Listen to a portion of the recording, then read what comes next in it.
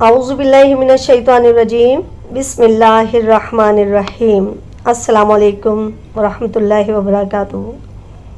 میرے آج کے پروگرام کا مقصد 14 اگست کی مناسبت سے اس عظیم نعرے کے متعلق ہے جس نعرے کے تحت پاکستان وجود میں آیا۔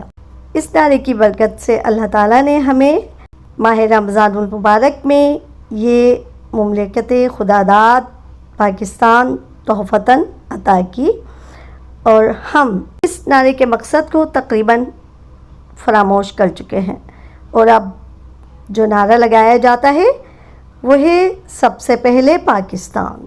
تقریباً 77 سال سے زائد عرصہ گزر چکا ہے کہ ان فضاؤں میں ایک عظیم نعرہ پاکستان کا مطلب کیا، لا الہ الا اللہ پرجوش انداز میں لگائے جانے کی صدائیں گونجا کرتی تھیں۔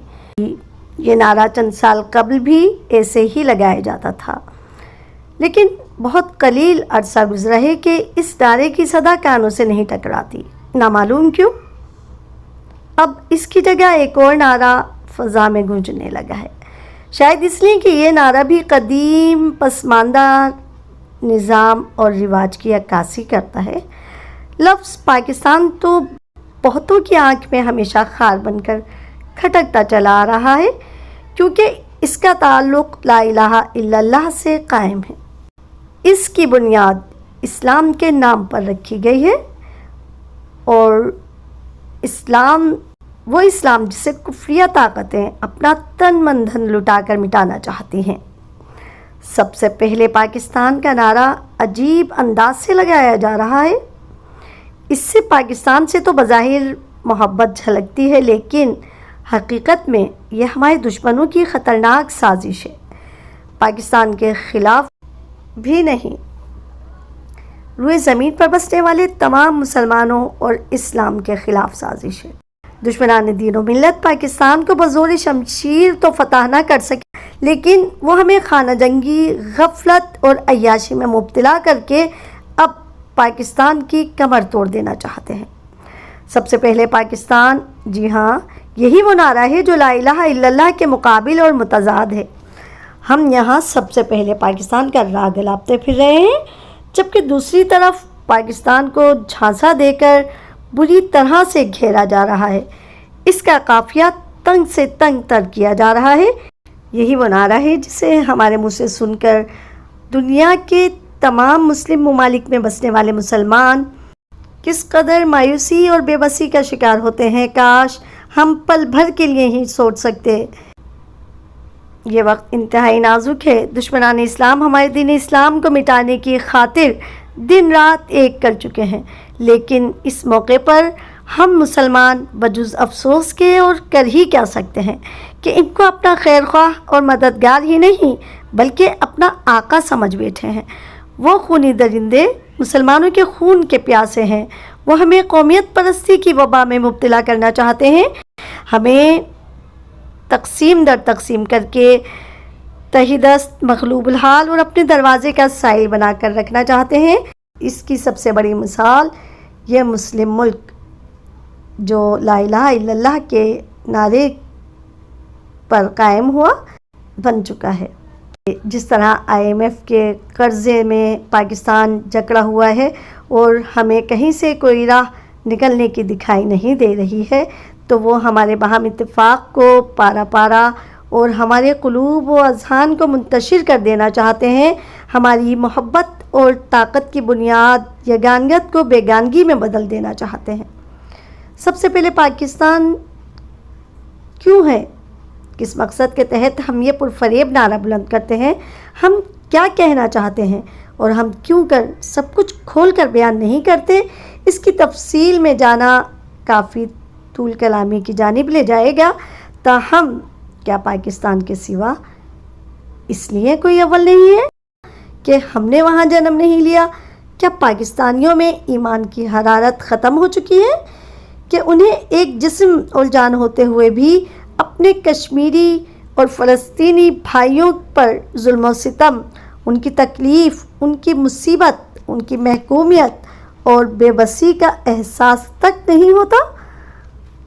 ہم اگر ان کے زخموں پر مرہم نہیں رکھ سکتے تو ان کے اور اپنے دشمنوں کے ساتھ مل کر ایسے نعرے لگا کر ان کے زخموں پر نمک تو نہ چھڑکیں۔ سب سے پہلے پاکستان یہ نعرہ اس لیے لگایا جاتا ہے کہ ہم قوم پرست بن جائیں، ممالک کی سرحدیں ہمارے افتراق کے لیے کافی ہوں، ایک کا درد دوسری کو محسوس نہ ہو، تاکہ دشمن اپنا کام بڑے سہل انداز میں انجام دے سکے۔ کچھ عرصہ قبل کسی نے سوال کیا کہ بتاؤ پاکستان کا مطلب کیا ہے، تو فوراً جواب دیا لا الہ الا اللہ۔ انہوں نے پھر پوچھا کہ لا الہ الا اللہ کا مطلب کیا ہوتا ہے؟ یہ سن کر تو زبان گنگ ہو گئی، کیونکہ اس سوال کی تہ تک انسان خود ہی پہنچ جاتا ہے جب وہ اس سوال کی گہرائی میں جاتا ہے۔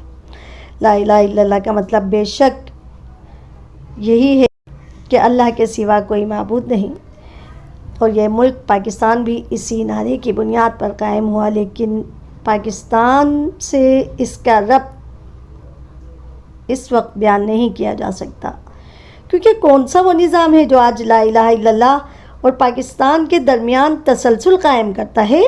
وہ کیا چیز ہے جو پاکستان کو لا الہ الا اللہ کے معانی میں ڈھالتی ہے اور اس کا روپ دیتی ہے؟ وہ کیا شے ہے جو لا الہ الا اللہ پاکستان کے تعلق پر بطور دلیل پیش کی جا سکتی ہے؟ اس کا جواب ہم سب نے دینا ہے۔ گو کہ یہ کلمہ لا الہ الا اللہ محض 12 حروف پر مشتمل ایک کلمہ نہیں ہے، بلکہ یہ تصوف کا وہ دائرہ ہے جس میں مومن اپنے آپ کو قید رکھتا ہے۔ اس دائرے سے باہر نکلنے کا خیال فسق اور باہر نکلنا شرک ہے۔ فسق تو عذاب کو دعوت دیتا ہے جس پر زحمت اور تکلیف بھی ہو سکتی ہے، اور شرک مکمل تباہی اور ہلاکت ہے۔ آخر میں صرف آپ سب سے التجا کے طور پر یہ درخواست کروں گی کہ خدا را پاکستان اور خصوصاً مسلمانوں کو قومیت پرستی کی ہولناک دلدل سے بچائیے۔ اگر یہ سلسلہ یوں ہی چلتا رہا تو وہ دن دور نہیں کہ خاکم بدہن ہم سب معدوم بھی ہو جائیں، کیونکہ وہ عزت و جلال والا رب اپنی کتاب میں فرماتا ہے، اور جس قوم کو ہم نے ایک دفعہ ہلاک کر دیا اس کا پھر ابھرنا محال ہے۔